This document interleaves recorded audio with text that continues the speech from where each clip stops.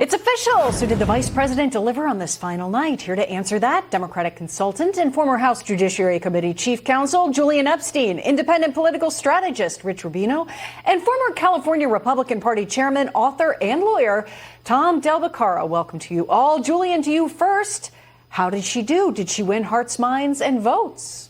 Oh, I think she was up to the moment. And I think, look, the Democratic convention was a master class in just near perfect choreography. It showed the party is unified. The speeches, particularly Obama's speeches, were spellbinding.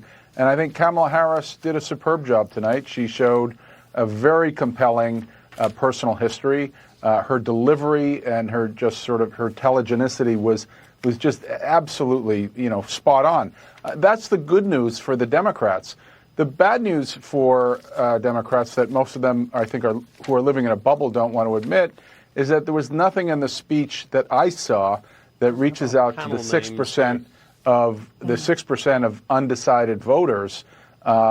She is underperforming still from Clinton and Biden in the states of Pennsylvania, Michigan, and Wisconsin.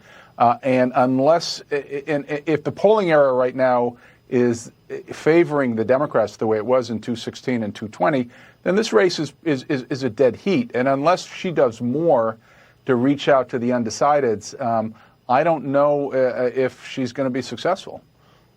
Tom, let me come to you for a Republican voice on this. How do you think she did? Well, I thought her delivery was really pretty good. She's come a long way since she ran against me for U.S. Senate in California in 2016, but she's simply reading at this stage, and reading won't cut it. We'll have to see how she does in a debate. When I debated her, she was terrible on her feet and couldn't answer questions.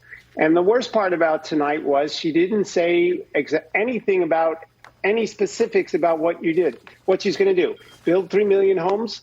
America doesn't think she's going to build 3 million homes. They know that. So we still don't know what she intends to do, although the New York Times spilled the beans on the largest tax cut in history. The way independents want answers, not platitudes. She had a lot of platitudes tonight. Rich, you know a thing or two about a strategy, and this is someone that needs to winnow voters over in some of the key energy states across America, in Pennsylvania, Wisconsin. Your thoughts on how she did?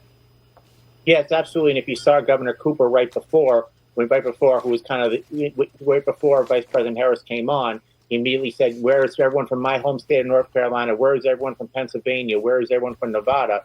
It's really just 8 states that are essentially going to decide this election. And I think Vice President Harris, I think her speech was twofold. On the one hand, she did animate the base. The other thing she tried to do is I think she's trying to bring in those 4 to 6% of people who live in these swing states over to the Democratic fold. She tried to do that by saying, essentially, you can trust me. And she did speak in platitudes in many respects. But I also think that she may have tried, what she did, I think it was a really delicate balancing act when it came to the issue of Gaza. She first of all began by praising Israel and said the United States will always defend Israel.